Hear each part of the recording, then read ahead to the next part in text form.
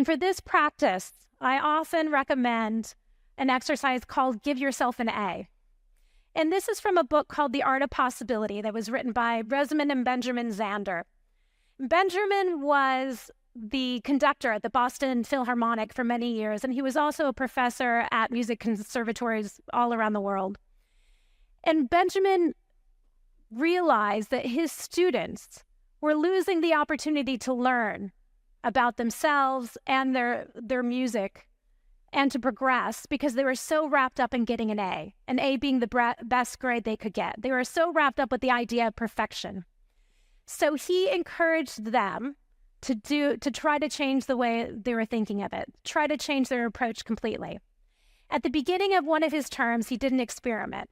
He said, okay, everybody, you get an A.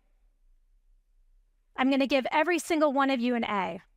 The only thing you have to do to get an A is by next Friday, write me a letter letting me know how you got it.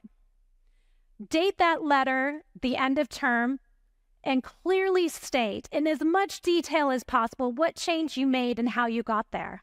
His intention was to help his students realize that they already had the capability and capacity to make this change, and that it wasn't about trying to be perfect and get that A. It was having faith in themselves and giving them a chance to have that above-the-line thinking.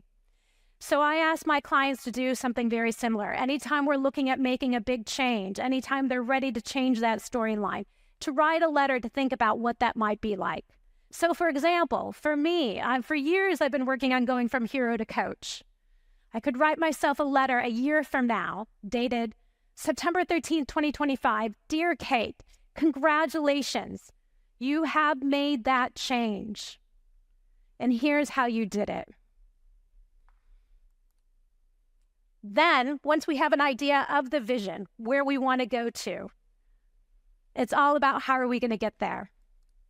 And this is where kind of a lot of our experimentation practice and work comes into play.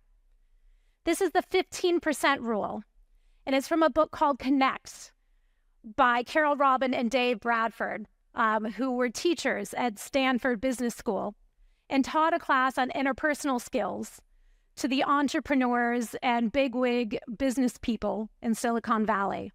And they realized that a lot of their students were going to have a hard time working on things like vulnerability and humility.